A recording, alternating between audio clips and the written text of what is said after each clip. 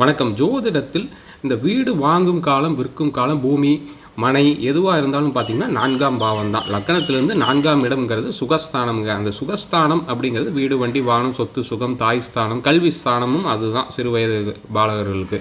So இப்போ வந்து பார்த்தீங்கன்னா இதில் இந்த 4ஆம் பாவம் எப்போல்லாம் ஒரு ஜாதகத்தில் ஆக்டிவாக இருக்குதோ தசாபுத்தி காலங்களில். ஆக்டிவ்னா என்னங்க சார் அப்படின்னா, லக்னத்திலிருந்து இப்போ உதாரணத்துக்கு மிதுன லக்னம் 4ஆம் பாவாதிபதி யாருன்னு பார்த்தீங்கன்னா புதன். அப்போ புதன் தசை, புதன் புத்தி, எந்த தசையிலையும் புதன் புத்தி அல்லது இங்கே நிற்கக்கூடிய கிரகங்களின் அந்த புத்தி காலங்கள். சில பேருக்கு இங்கே கிரகம் இருக்காது. அப்போ இந்த வீட்டு அதிபதி எடுத்துக்கணும். ஸோ அந்த டைமில் அந்த பூமி பலன், பூமி வாங்கும் யோகம், வாகனம், வண்டி, வாகனங்கள் வாங்கக்கூடிய யோகம் வரும்.